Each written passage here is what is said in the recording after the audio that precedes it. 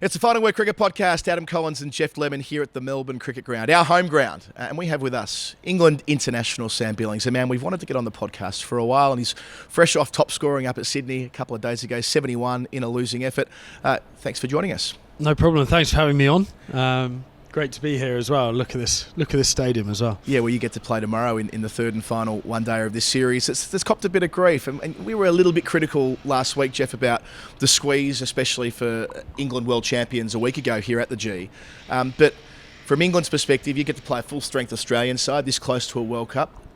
The Australians get to play the world champions in England, albeit aside missing a few of your stars.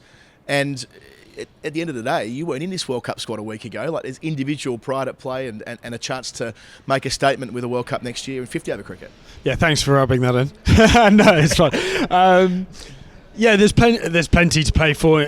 Various different ways to look at it, I suppose. Scheduling has always been at the forefront of probably everyone's minds for quite a while now, in terms of workloads, in terms of the mental drain on various players, but like you said, there's a group of 4 or 5 of us that haven't been involved in the recent months, so coming in fresh and have plenty to play for, especially like you said, another World Cup at the end of next year. So yeah, on an individual level, it's really good to just be out there. I haven't played in about 3 months, so it was really nice to be back out in the middle.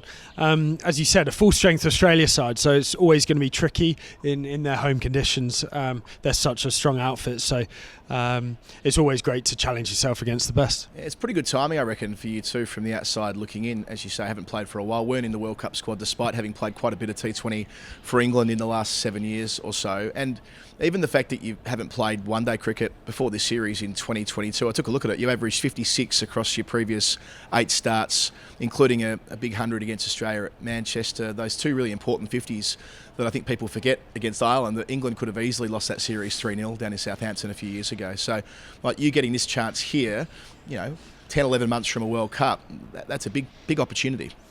Yeah, it is. And I suppose in previous years, certainly as a younger player, I've put way too much pressure on myself and kind of tried looking too far ahead, I suppose. Whereas for me now, the other side of 30, unfortunately, and haven't played necessarily the amount of cricket a 31-year-old would want to play and expect to play. But look, I've had to be patient and bide my time. But not really stressing about the outcome or too far down the line now. I'm very kind of content with where I'm at, with where my game is at, and starting to get a bit more clarity around my own schedule and kind of dictating what I want to do, if that makes sense. Not sitting on the bench running drinks for the rest of my career. That's not something I want to do. So that's been a kind of real focus for me. So I'm kind of just taking it as it comes. Just want to play, enjoy my cricket. It sounds so cliche, but you get to a point where you don't want to look too far ahead. You just you just want to take it as it comes. Well, especially the last couple of years where it's been so random. You've had whole teams wiped out. You've had COVID replacements. I've had COVID. Yeah, you've had it. You've been the 3 replacement. times. You've had opportunities that have come up when you least expected it. You had, the 15-hour dash down to play a test match where we were following you on the road all the way. I mean, extraordinary. There's no way you could track the likelihood of those opportunities coming up. And I think if you were being a control freak about it, you'd just go absolutely mad because you couldn't control anything in the last 3 years. When you put it like that, again, you don't really look at things in that kind of way until someone actually says it to you. I had to drive up to Leeds and keep in the last couple of days of that Leeds test match when Ben Folkes got COVID midway through the game.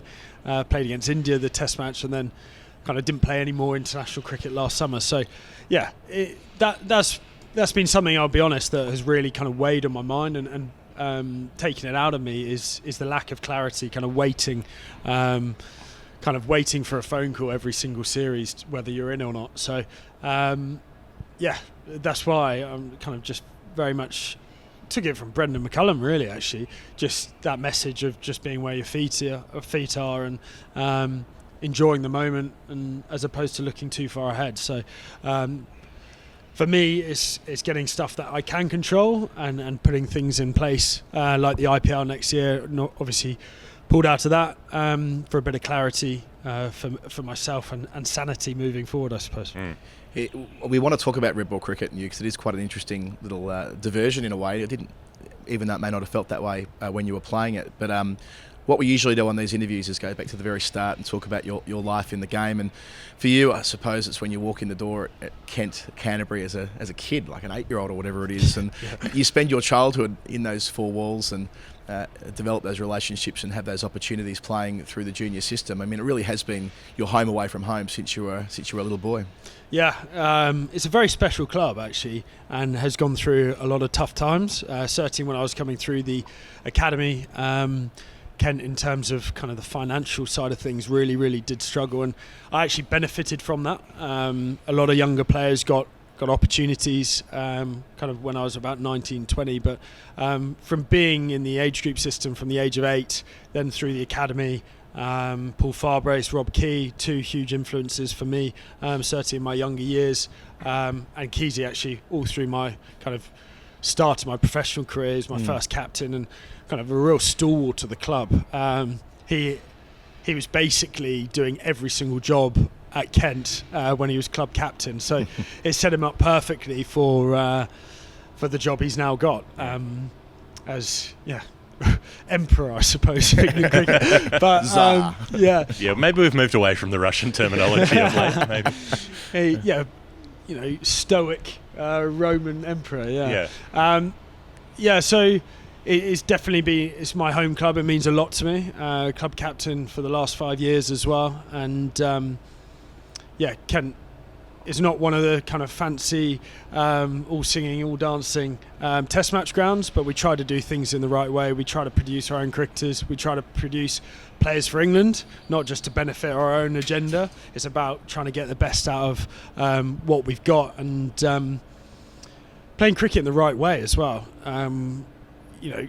The wickets, I know I'm going off on tangents, but something I feel really strongly about is actually, as county clubs, you've got to do things to benefit England cricket, not just look after your own little kind of corner of the country, I suppose. So there's a lot of different issues around, but that's something that being club captain at a club that you're a massive fan of, you want to leave the place in a better place than what you found it.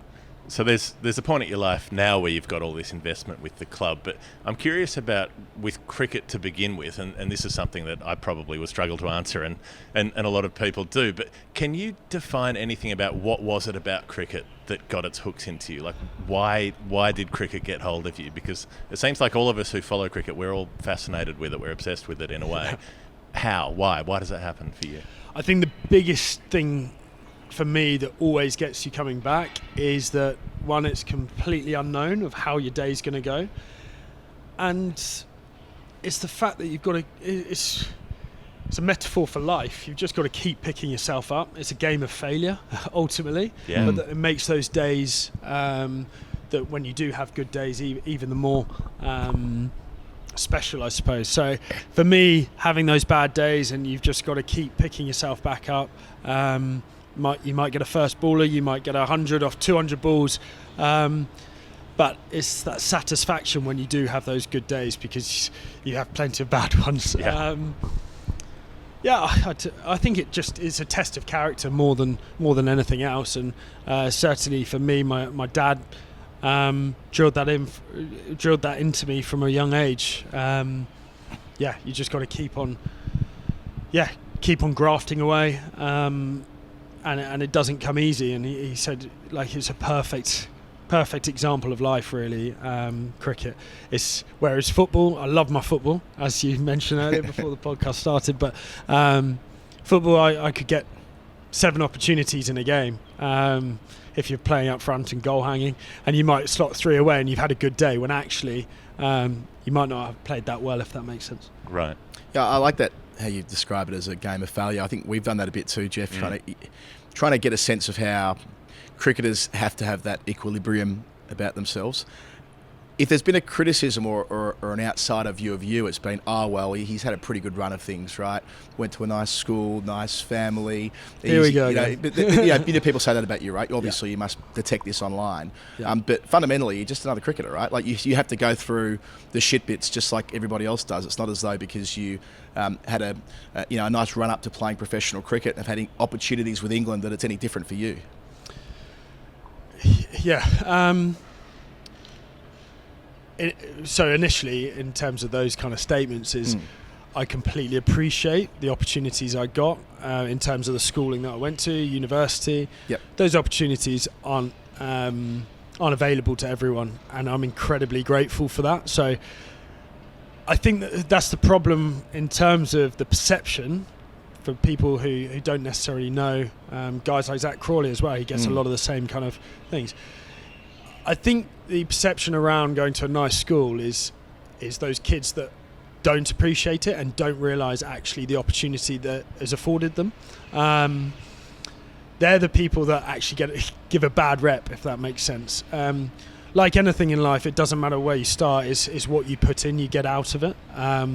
Like, I'm not playing for England because I went to a nice school. Because I work hard and get my head down, and thankfully my dad drilled that into me from a very young age, as I alluded to earlier. But yeah, I'm incredibly grateful for the opportunities that I got, the access to cricket. But that's in a way certainly in a position where I'm in at now, for me to give back to the game, to give kids that actually I don't get that opportunity, and it's very important to me to do that. Various things in the community, in Kent especially, where I can make a direct impact, is something that, like I said, is very important. Again, I've got off on a tangent. You can We're all stop about me. tangents. It's a lovely tangent. Keep it going. No, Tangent central. It's a really interesting one, isn't it? The other side of it as well, from an amazing positive side of things, is the reason why England cricket, I think, over the last 8 years has done so well. Owen Morgan being a huge catalyst to that. Yep. But something he's spoken about hugely is the diverse thinking, the diverse backgrounds. The whole changing room is an education for everyone. It doesn't matter what your childhood was, but actually the conversations that happen in that dressing room don't only make you a better cricketer, but also make you a better person and more understanding for everyone. So the opportunity to you look at that changing room in the last 8 years, you look at the diverse characters, but you look at the diverse backgrounds that the people have come from. So what a game that it brings everyone together, and that's again another thing that is so special about cricket, is it does truly kind of unify everyone, really. Is that diversity something that you knew you were missing before you were in the middle of it, or was it something that only when it came along did you realise? No, again, I was very lucky playing club cricket for a club called Hartley in the Kent League. Very, very lucky growing up. The opportunities I got there, and you learn pretty quickly in a club environment, don't you? That you realise that everything, different people in every different environment. So, it's just again, I don't look at it necessarily from a cricketing lens, more from a kind of personal development lens and human point of view. And you only learn from truly being exposed to kind of different environments and different characters along the way, and that's what's so great about the opportunities I've got from cricket, playing in Adelaide at the Darren Lehman Academy at Port Adelaide, and then out at Penrith the following year in Sydney as well. And those kind of experiences again have really shaped me as a person more than a cricketer, I suppose.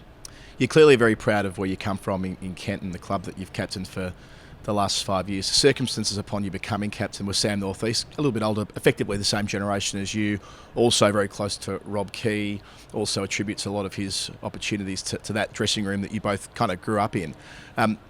when he left to move to Hampshire initially, it was sort of viewed as, well, leaving a Division 2 county to move to a Division 1 county in order to get the chance to play Test cricket. Did you ever sort of have your head turned at any stage about whether you should leave Canterbury and move to a, let's call it a Test playing venue where opportunities, rightly or wrongly, have been afforded to more players? Yeah, so when I was at university at Loughborough, up north for me, that's a long way north for me, bang in the middle of the country, but I wasn't contracted at Kent. I was only on the academy, right? And I got 100 on first class debut against Northants. All of a sudden, Nottinghamshire down the road got in contact, and they're very good at that. Yeah, and it was an opportunity that I had Geraint Jones in front of me. Obviously at Kent, opportunities were limited. A guy called Paul Dixie was still there, so I was kind of third in line. So I seriously weighed that opportunity up at that point in time. The way it's worked out, I'm very thankful that I kind of stuck it out. And Rob Key, again, I have to kind of attribute a lot of opportunity to him and the backing he gave me. So yeah, that was the first initial thing. That Sam North East episode, he was a great mate of mine growing up. We played a lot of cricket together.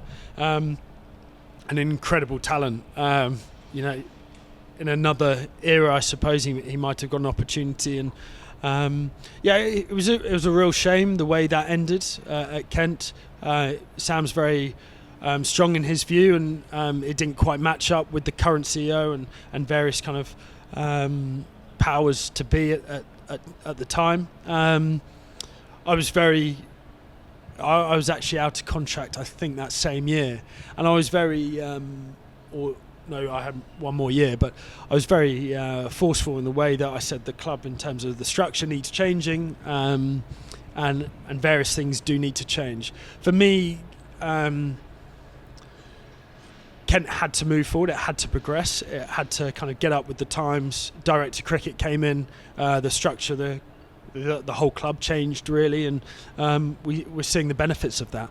Paul Downton has been nothing short of phenomenal in terms of how he's operated. A Kent man through and through. Well, I say through and through, but obviously played at Middlesex, but originally a Kent man, and a very, very good man as well. So for me, if Kent wasn't moving forward, that was always my driving force. Is you want to see progress, you want to see things moving in the right way.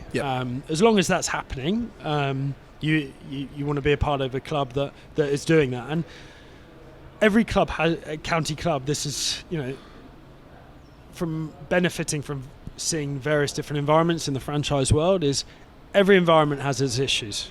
It doesn't matter what the turnover is, it doesn't matter what ground they play at, every club has its issues, and the grass isn't always greener. So for me, having those opportunities, seeing and working in different environments, was definitely an eye-opener, that actually coming back to a club where it's home, the backing you get will be far longer than if you were to move to a different club.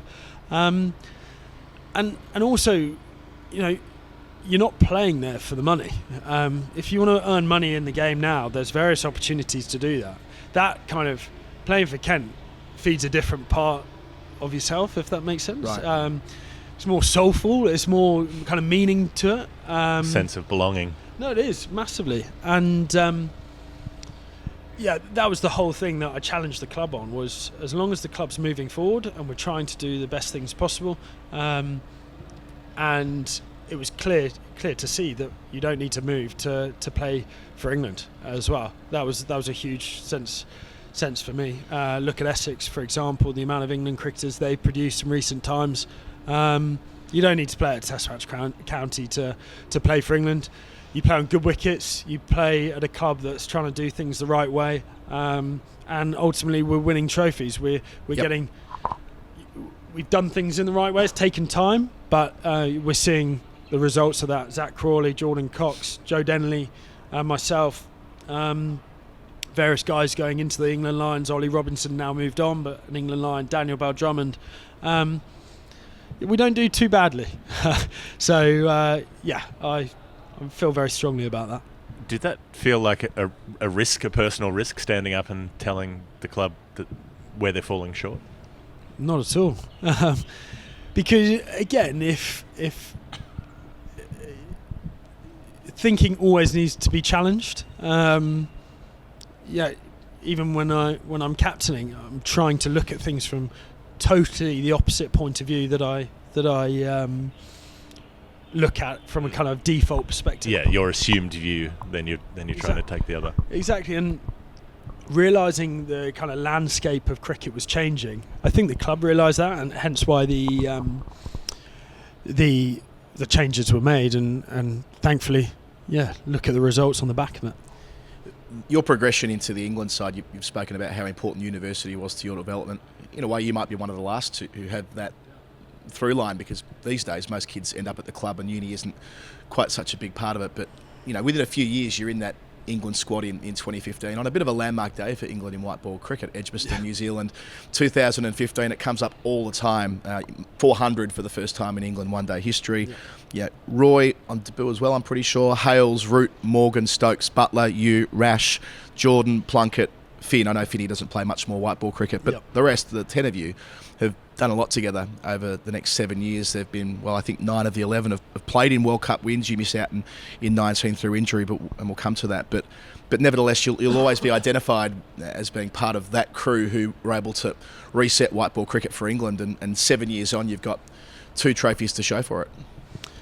Yeah, from a personal point of view, it's.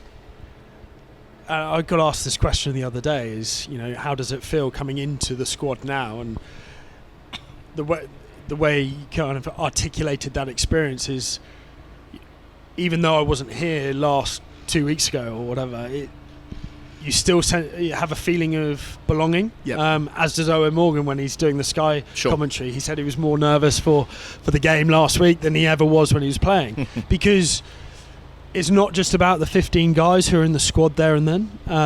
It's actually about the whole journey, and as you said, that was a landmark day. That whole process kind of kick-started from McCullum and Morgan going head-to-head, and you look back at that, and what an amazing opportunity, and it's kind of pretty surreal, really. We'll look back at this in 20 years' time of this being the best white ball team maybe even ever, or certainly being around that group. It will go down in kind of history books, really, in terms of the success, or certainly the era of white ball cricket, considering what has gone before in considering white where you ball, were before 2015, out white of the World Cup. Cricket, it really was a revolution. So, it's amazing to have been part of that journey, and definitely having the time off over various kind of points in my career, and forcing yourself to reflect on that. We're always so keen to look forward, always so keen to kind of strive for the next thing, and kind of getting, what's the next thing to do? What do we need to kind of work towards next? But actually, just taking a moment to appreciate the performances, but also the collective and the group of players is very, very special to be a part of. So even series like we're sat here now, like taking it in before the crowds kind of stream in tomorrow, just being a part of this era and being a part of it, regardless of the context of the series, it's very special to be a part of. And then there's this bittersweetness as well, because you missed the 2019 World Cup with your shoulder. You've got a World Cup coming up next year. You're hoping to put yourself in the frame for that. You're part of something historically, but there'd still be this sense of unfinished business for you personally. Yeah, well, I suppose, but that's a long way off. Even though it seems like kind of 11 months away, that's a lot can happen in a month, let alone 11. So, I'm not really looking too far forward to that. Again, I'm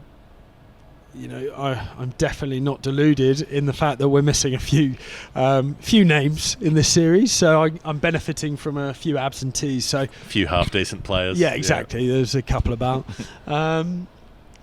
So I'm very content. I think content's probably the best word to describe it of where my cricket's at right now, and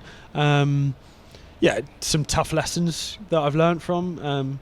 Look, 2019 really did hurt. It was by far the kind of darkest period of my career, and that's why I really feel for someone like Reece Topley that's missed out on this opportunity, and kind of the strength, the character that he's had to muster up over the years because of the amount of injuries he's had. But it really is a difficult time whenever everyone sees Stokesy hitting the winning runs and all the attention being on that, but when you're not there, you're not involved, and you're the one missing out through injury, it does sting, I'll be honest.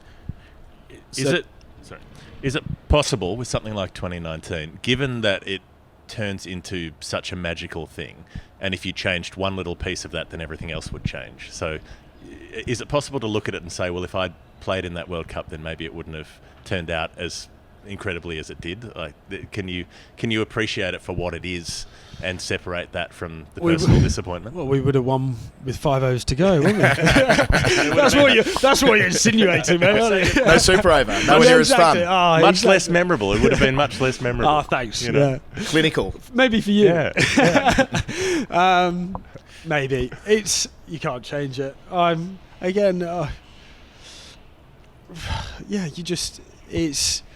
It's one of those things that if you're always comparing up, there's always something else to compare to, and so you kind of be content. You appreciate what you have as opposed to trying to change things that really are completely out of your control, as you mentioned earlier. So without sounding too philosophical, but certainly as a younger player, you don't think like that. You're always looking forward. You're always looking, right, what's next? But you can't change those things. So I still feel a sense of belonging because of being a part of that journey and being a part of that group. And Owen Morgan, in terms of as impressive men go, you'd struggle to find someone more impressive than him. I was in the Sky studio doing the Sky stuff during that World Cup final, so I had a pretty good seat to watch. Had the late Shane Warne at the back of the box having a kip midway through, and again, those memories really will stick with me for life. And just even sharing a room with him, and listening to him and all those guys during that coverage, it was a very special day for a lot of people, and ultimately I'm still a fan as well. So an incredible day, and Morgs got me on the field afterwards, got me in the dressing rooms as well. I think you saw Joss Butler pour a massive bottle of champagne over my suit. There's only probably just been dry cleaned. So it's still a very fond memories for a lot of people, including myself. In and around all these opportunities for England in the different formats, you end up on the T20 circuit as well over here in Australia with the Sixers, probably 5 or 6 years ago now. But the IPL, playing with MS Dhoni at CSK and winning the IPL. Winning the IPL. There's not many IPL winners in this England dressing room, which I remind a few people as well, lads. I'm sure you do, but that was that old boys dressing room plus you, wasn't it, with that CSK team? Yeah. PSL as well. I mean, and won that as well. There you go, very nice. You get a reputation as being kind of like a savvy, resourceful cricketer, but if I'm reading this correctly, that's probably the bit where you end up spending a lot of time, you touched on it before, running drinks and kind of having the bib on and being in squads but not necessarily always playing in starting 11s. I suppose there's two sides of the coin there, isn't there? There's the money you get to make in it, which is great. There's the exposure you get to have, which is brilliant. The reputational increase from being able to play all the reverses and the laps and the scoops and all the other stuff you do. But equally, not playing can be frustrating too, especially when you're at the peak of your powers. So I'll come at that from kind of two different points of view. I'm better than a resourceful cricketer, and that's something that I've been frustrated by actually in times, like because of the context in which I've got opportunities in terms of the situation I've been in. Just to jump in, you mean by resourceful, you mean, as I depicted it, like having lots of tricks, like you're better than being able to dig in and play a reverse lap or whatever. Yeah. I wouldn't be around an England dressing room in all formats if I was just a bits and pieces cricketer that I've been described as. All right, okay. Numerous points, and that's where something certainly as a young player, I probably bought into that a little bit of kind of being that next man in and having that mindset.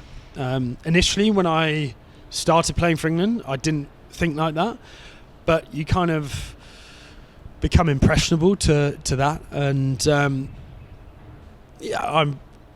I'm third in line ultimately to two of the best white ball cricketers, maybe even ever, behind Butler and Bairstow. So I'm definitely a realist. I understand the context and absolutely kind of agree with that pecking order, if that makes sense. But that's definitely frustrated me in the past, and I think actually maybe even the game the other day is a good example. On a wicket that's pretty tricky, you have to have a base technique. You can't just go out there playing all these kind of reverse sweeps, and even though I did, but the paddles, you have to have some sort of, especially 50 over cricket, you have to have a decent technique to be able to score consistently. So yeah, that's something that I've always wanted to play Test cricket, and that definitely in my own head, I know I've got a base game to compete and be able to go around in different conditions around the world that you have to have. You can't just have tricks to be consistent around the world. So it's a bit of a PR thing, like where you say before that the way people observe you and the way you see yourself, that there's sometimes a bit of a gap between the two, and it's important that you keep providing examples like Saturday night to bridge that gap. Yeah, I feel in a way that I've always got to prove myself to a lot of people, if that makes sense. Whenever it feels like every time I come into an England dressing room, because I don't get a consistent run at it, and I'm not looking for a sob story here, but I feel like I do have to kind of prove a point every single time I came in. Interestingly, James Vince and I, we had a chat the other day, and actually sometimes we feel as if we have to come in and get 100 off 50 balls to really make a statement, as opposed to the other night we're thinking there of going, if we'd got 100 off 110 balls like a Steve Smith kind of knock and got the job done, actually that's what needs to be done, as opposed to sometimes coming into this England white ball team of getting 450, of playing this brand of cricket, we feel under pressure to try too hard almost. So yeah, it's kind of that they're the kind of, is maybe quite insightful for people at home. Actually, those guys on the fringes, actually it's quite hard to understand what we need to do. Actually, James is a great example. Over the last couple of years in county cricket, you can't really. I think he got 2 20-20 this year. And probably can't play better than he's done the last couple of years. And it wasn't even kind of spoken about before the T20 World Cup. So it's a difficult place to be in those fringe kind of opportunities. Like you feel like you need to come in and be Johnny Bairstow, not be Sam Billings. In terms of just being able to absolutely lay into the bowling in that sort of way. It's still playing the way you play. Yeah. Like Josh Butler, like a Liam Livingstone, they're very different players. And it's just playing the way you play and being content of, the way you go about things. So, I don't think it's a real kind of fine balance between the two. Sometimes it's not even about playing like someone else. It's actually the method in which the whole team plays. It's not just one individual. It's kind of 15 guys have all bought into what you're talking about there is feeling a pressure to play like someone else, to not play like yourself. Not playing like someone else, but get the results. Right. Like getting 100 off 50 balls as opposed to just getting the job done and winning. Sure. Walking off going, I've won a game for England. Yep. So it's that fine balance of a lot of the narrative around English cricket is always about the way in which it's done, or certainly the way in which it's been done over the last 8 years. The style rather than the result. No, but because the results have been on the back of the process of the style, if that makes sense. But when you get a wicket like that at Sydney, actually walking off and just getting the ugly runs done on a flat as a pancake wicket, hopefully what we're going to get tomorrow, we're going to play the way that English cricket or we've done for the 8 years and really take the game on. But when conditions suit, that's I hope I've articulated that. No, you have. Well enough. But it's adapting to conditions ultimately. But it's feeling the pressure that we're coming in fresh. We might have limited opportunities. We have to try and make a statement more than maybe a player that's in the squad more consistently. Yeah, it all makes a lot of sense. And I suppose given there's something similar going on now in the Red Bull dressing room, Bazball, air quotes and all the rest of it. And he hates that, by the way. Yeah, well, it's too late now. You get your first opportunity. Jeff touched on it before, the drive from Gold Coast to Sydney and then ultimately onto Hobart to play in that final test, which is a bit of a misadventure, full stop, for England all over in... Well, by night 3, wasn't it? It was, and there's some fairly kind of unflattering pictures at the end with the way some of the lower order were dismissed. But it was quite a weird week for you in that you get dragged down there, and in the absence of and let's be honest, it was pretty clear Joe Root wasn't going to be the Test captain much longer at that juncture. People are sniffing around going, right, so Ben Stokes, he might be viable as a Test captain. Shitloads of baggage, says some pretty crazy shit on social media. Maybe he won't work as Test captain. Gee, that articulate guy from Kent, he's in the team, captains them for the last 4 years. I might have even said it on radio, I reckon. Yeah. I reckon I might have even said that, gee, that might be a left of centre, hasn't played much Test cricket, but you go from not being in the squad at all to being parachuted in through very unusual circumstances to idiots like me saying he might actually be the next Test captain. Your reflections sums up my career, doesn't it? but your reflections on that week where seemingly everyone was talking about you because of the unusual way it all happened. Yeah, unusual is a great way to put it. I mean, looking back at that was a shambles, wasn't it? It made me drive. I mean, I could have worn a mask on a plane, I? And then I had to do a day or two of quarantine anyway. That's right. I mean, the results were the whole process was just madness. But yeah, the COVID world, thank God that's gone. I appreciate those sentiments and kind of understand where they were coming from.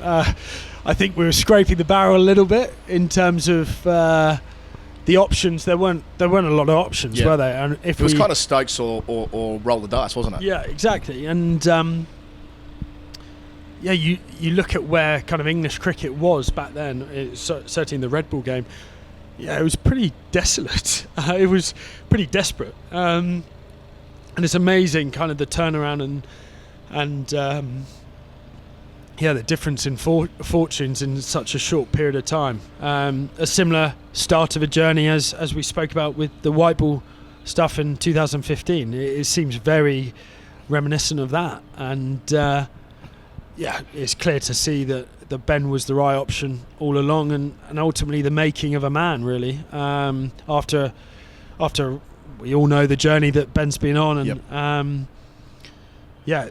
the attention that he's and the scrutiny that he's had all throughout his career. Not many Ben Stokes around, and you want to get the most out of him. And look at that! It really has been the making, kind of the latter part of his career. It really is the start of something incredible. I'm wondering about this, and I say this not in a parochial sense, but watching England tour Australia for Ashes series, I mean, certainly the last few, it seemed like they're pretty miserable experiences for the people involved. What is that an unfair characterisation? Is that inaccurate? I mean, for you coming in from the outside and suddenly being landed in, probably at 3-0 down, it wasn't a great time to come in. But the way things fell apart in Hobart, it seemed like that was the case. First off, it was by far the best moment of my career. Yeah. Like making my Test debut against Australia in the Ashes, and from an individual perspective, I was like, that's, if my career's done tomorrow, Jimmy Anderson, my new best mate, is just handing my my cap, number 700. I mean, that's pretty cool. Yeah. Not many players played all 3 formats for England. No one can take that away from me, and I'm now not a one Test wonder as well, so I'm very happy to get that as well. So first off, it whet my appetite for Red Bull cricket again. It was that kind of carrot of going, this is why you started playing the game. This is why, as an 8-year-old kid starting at Kent, 2020 hadn't really kicked off yet then. So that was always, for me, I'm probably that last generation where red ball cricket was something that you really did grow up on. So in isolation, what an amazing experience that whole week was for me. Incredibly tough circumstances in terms of the changing room I was coming into.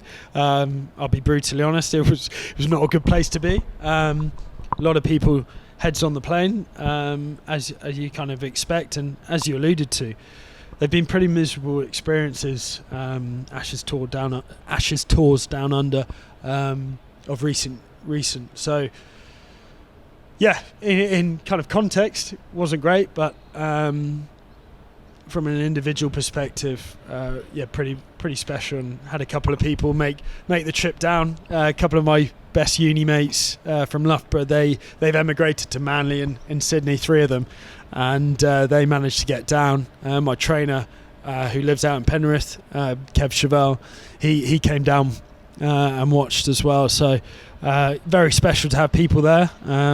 My old man and mum couldn't get over. They obviously COVID couldn't get a flight, so it was nice to have people down there and enjoy that experience, because you're not on that journey yourself. There's a hell of a lot of people put time and energy into you as a person, as an athlete. So it was nice for them to have that moment as well. I can hear people already purring when you were giving that answer about red ball cricket, whetting the appetite. I mean, because I think sometimes in the modern game, people worry that the players like you won't feel that way about red ball cricket that, say, Jeff and I do, and a lot of others who love all the formats, but Test cricket's where it's at. Yep. And you get a second opportunity in unusual circumstances as well. The first ever COVID sub for England, I'm pretty sure it was, when folks went down in the middle of the Leeds Test. Again, sums up my sums career. up your career. I mean, you don't bat there, but the next week at Leeds, pretty important innings, partnership, you and Johnny in the first dig against India. Wild Test match at Edgbaston in so many ways, whether it be the 35 off and over. The Root and Bairstow show. The twin tons, the atmosphere with the Indian fans, what an experience that must have been. And yeah, sort of building on that's now where your head is at, that whilst you're playing short form cricket for England, you are in the running for a World Cup spot 12 months from now in that title defence, but you might and should be thought of as a Test cricketer as well. And you want to go back to 2021. I mean, James Bracey was picked ahead of you. You were in that squad, but someone who was being thought of as maybe as a top 3 batter was shoehorned in the wicket keep. You miss out. I mean, quite a bit's gone on from that juncture against New Zealand to where you are now, where you are the guy they turn to if Ben Foakes isn't available. Yeah, I'm number 2 to Ben at the moment, and like anything, I don't think he's done well. But that's something I really want to compete for, and yeah, it's something that it really interests me. This whole conversation around priorities and formats, as we've spoken about, various people have spoken about. The schedule simply does not allow people to play 3 formats of the game. I think for a sustainable period of time. One, for mental well-being, for energy levels, for consistency, for so many different reasons. You're seeing Virat Kohli as a prime example. Went through a slump in form. He's not just turned into just another guy, another just club cricketer. Like, the guy's still one of the best ever to play the game, and we saw in this World Cup recently a return in form. But that kind of slump in form was due to the fact that he's had his energy drained over various years, combined with the fact he's probably the largest global cricketing superstar on the planet, among other things. But Stokesy is a great example of that as well. If the big players you're seeing that in the big players, it affects everyone. It affects the guys on the fringes, it affects everyone. So just going back to the initial question, Will Smead, I was asked about the other day, and if that's what Will Smead wants to do, who are any of us to comment on his career? Like, we're not the one walking out for Will Smead and batting for him. He can choose where he wants to play cricket. So, I appreciate everyone can have an opinion on people's careers, but it's his choice. Like, so for there will always be people wanting to play Test cricket. So don't worry about that. But individual cases and kind of picking people out and saying things like he shouldn't be allowed to do that, he shouldn't be allowed to sign a white ball contract. Well, let him do it if that's what he wants, and that's what actually some people now in this new generation want to play T20 cricket and don't want to play Test cricket. That's fine as well. Like, we've got 3 formats of the game. People are allowed to enjoy different things, So for me, I go back to my own opinion is Test cricket is the best format of the game. Is that the rationale behind avoiding the IPL this time around? No, the honesty around that is I got through halfway through the summer last year and I was completely cooked. I should have taken a break from the game.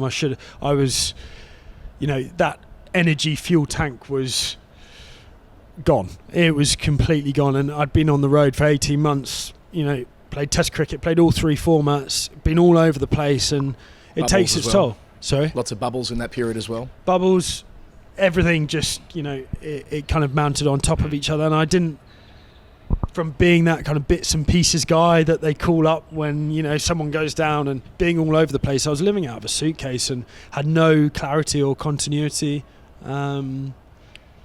with my life around cricket, not only cricket, but in life as well. So I'd recently got engaged just after the World Cup last year. The week after, and then I didn't see Sarah for kind of 3 months after that. So, those challenges on and off the field, they affect everyone, and over a period of time, if you don't have that life balance, it's out of kilter. People only see you out on the field and the results that happen, but there's a lot more hours in the day around cricket. So, it's the main rationale was I need a bit of clarity of and balance in my life again. So I'll play the Big Bash, I'll play the UAE League, hopefully be on a test tour to New Zealand, and then I'll have a period of time where I can concentrate on Kent and get back home ultimately, and just have a consistent run at the summer, bang out some runs, keep well. Who knows? I could be playing in the home Ashes and might be my last opportunity for that. So that is something that I really want to give myself. I'll regret it if I didn't give myself the best opportunity. At the same time, we talked about taking risks. Does it feel like a risk? Because, not everybody's on the £3 million IPL contracts, but if you say no to the IPL once, you tend to be less likely to get picked up again. I've won the IPL. I've got a runners-up medal as well. Played a lot of cricket over there. I've played for 3 incredible franchises. Again, the experiences that I've had, incredibly grateful for. If you look too far forward, again, it's just not healthy. So you can't worry about it. I think the relationship I certainly had with Kolkata and Venki, the CEO, was a really good one, and incredible respect for him as a man, and as a franchise they were incredibly understanding as well. So it was various conversations, various different people, and I wanted to give myself the best chance, and England also, Keezy McCullum wanted me to, thought it was a really healthy decision for me as an individual to play red ball cricket. So all in all, I just think it's a really good decision, and you can't make decisions. You have to make decisions as you go along and try to think through things logically, I suppose. It feels like you're sort of taking the initiative here. Like you're going, look, I want to play Test cricket. I'm probably not going to get a chance to if I've seldom played since 2019. I had a great year in 2019 before the injury and all the rest of it as a county cricketer. But in the absence of playing, to develop that evidence base, we spend a lot of time talking about and talking with Glenn Maxwell about this, and the fact that he's seldom played any first-class cricket over the last 4 years obviously has counted against him when the debate goes on and rolls on in Australia as it does. But if you go on and, as you say, bang out some runs in April and May when they're looking at squads, we saw what Harry Brook was able to do last year and jump the queue pretty quickly. I mean, that's a big incentive for you, even if it does mean that in the medium term there could be potentially chances that aren't maybe there in India in short form cricket. But you're laying a flag in the ground saying I want to be a Test cricketer again. As I say, it's like owning that decision must feel kind of liberating. Yeah, because ultimately I haven't had that opportunity to do so as well. I've never been contracted by the ECB, so I don't get clarity, which it's just reality as well. I don't get clarity from anyone else. So actually, I've got to take it upon myself. No, this is what I want to do. And as I alluded to earlier about Will Smead, it's no one else's career. You'll have so much else, more interesting things to talk about than whether I'm, grafting in a pre-season game in 2 degrees. But I'm very content with that decision, and ultimately, regardless of how it works out, if I get no runs in pre-season or the early season, it's still the right decision. And just having that clarity, it's hopefully I'm looking at it from dare I say it, mature point of view of just going, no, this is what I want to do. Cricket's not going to be around forever, and while I'm here, it's having that clarity and kind of strength of thought. This is what I want to do. I really like how you test people who are maybe too invested in the culture war around England cricket and the divide between the red and the white ball and the Strauss review. And I don't expect you to go into any depth on that. Probably be counter to your career interests. Do so. But I mean, just the general thinking that you'll be 100 captain Oval Invincibles later in the year, presumably, all things being equal, having invested in red ball cricket early in the year and making this call. And the Strauss review is being debated at the moment. Maybe we can go into that. But the idea that you are, as a modern cricketer, not necessarily fitting the mould that people might try and put you in from the outside. Yeah, it's tough because the narrative suggests one thing, but also, again, it's looking at it not only through one consistent point of view, looking at it through from the player's point of view, but also culturally and the greater impact on the game. So, as a county captain, as an Oval Invincibles captain, as a franchise player, as a test match player, I try and look at it from all 4, 5, 6 different lenses, because I think it's really healthy to do so. If you just look at it from a county member's point of view or a county fan's point of view, I think that can also be very dangerous. If you just look at it from a white ball franchise, franchise the world and, we'll have 6 super counties point of view, that can also be very damaging. There has to be a balance. Like anything in life, there has to be a balance between the two. The game has to continue to move forward. It has to move forward with culture. It has to move forward with this generation and what society actually wants as well. We're in the entertainment business, but we're also balancing it up with a huge amount of history and a huge amount of pride in actually taking it to, the funeral of the Queen. The collective kind of sense of belonging, and England's a very special place to be, and there's not many places in the world that actually could put on a event like that and celebrate someone's life, regardless of the historical connotations that has. The actual event itself and what that kind of really meant to a lot of people was very, very special. So balancing those two things up of belonging to something and having that history behind it, as I have to do with Kent, and putting Kent's best interests at heart, but also balancing it up with actually as a player now it can be really challenging at times, and people put you into a pigeonhole of going, he's a franchise player, he doesn't care about Kent. I've been at the club since the age of 8. I'm a lifelong fan. I wouldn't be club captain. I wouldn't sack off, a $250,000 contract to the IPL if I didn't care about Kent. Like, it's just really lazy from people to assume these things about cricketers. They think we're just, we're out there. We're on a TV screen, There's various different things that go into different points of view and different scenarios with cricketers, and I hope I'm articulating that in a way that is respectful ultimately, but also trying to communicate that with people that it's fine as well. In the winter months, a cricketer going over, as a gun for hire to earn a living out of a job. Like, we're still obviously playing this game as a job.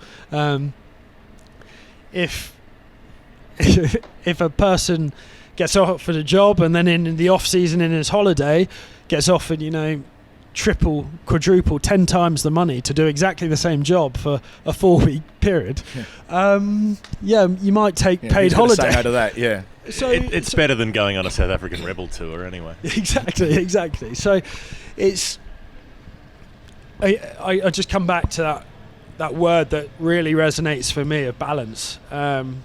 In the past, I hold my hands up. I have definitely got that balance wrong, where I've looked at it, certainly over the last kind of probably 2-3 years, maybe as a reaction to not getting a central contract as well, trying to make up maybe if I'm losing out and trying to earn my value, I suppose. I've realised that's not why I started playing the game, and that's not what's important. There has to be a balance element to it. So playing the Big Bash, playing the UAE, and then allowing myself the best chance of playing a English summer, the 100 opportunities now.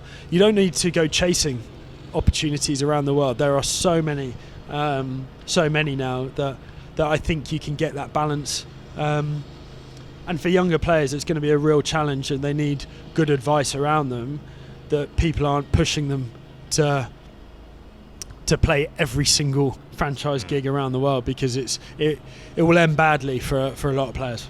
You talked about... Sorry about rambling on. No, this is... feel free. I mean, you very rarely hear players, sorry Jeff to cut you off, but who are willing to talk in such detail about their thinking around these decisions, because, as you say, it can often be just such a black and white I think it's money call. Rather, people frame it up as a black and white money call, and you're offering a different perspective here. Yeah, and doing things that you enjoy as well. Like, I love playing in the Big Bash. I love coming over here and playing over here because it, is very, very special to me. And probably the biggest improvement in my whole cricketing life was playing for Penrith in that kind of 5 months club cricket. So I kind of always have a natural draw of coming back to Australia and playing. So again, having the opportunity to play in the Big Bash is fantastic, and I love it. You talked about tipping past 30, which I can tell you seems pretty young from where we're sitting, actually. Time flies, doesn't it? But developing more of a philosophical perspective, you've got years of playing ahead of you if you want to play that long, but once it's done, how do you think you might want to look back at your career? Oh, good question. Because normally the question that precedes after that, a great final question, I reckon. It's normally the question that precedes is, what are you going to do next? Yeah. No, we've talked about not thinking about what's next, but what would make you feel satisfied after it's all done? Being a great team man. I think it gets bandied around a lot, but that's something that really would mean a lot to me, actually. Of always put the team first, but also someone who just gave himself the best chance possible. I can live with however results play out, as long as I give myself the best chance. So for me, if people can look back and go, great team man, someone I'd always want in my team, because I'm a competitive, quite fiery little character, really. But also someone who genuinely cared about their teammates and always, worked hard at their game and never left anything to chance. Yeah, I can look back at my career with fondness. Sam Billings, I believe you've got a golf game to get to. Thanks for being... Sat in this chair for a while. Thanks for being such an interesting, thoughtful, articulate guest and for making the time. We knew it would work well. I try. Anyway, thanks a lot for having me. I appreciate it.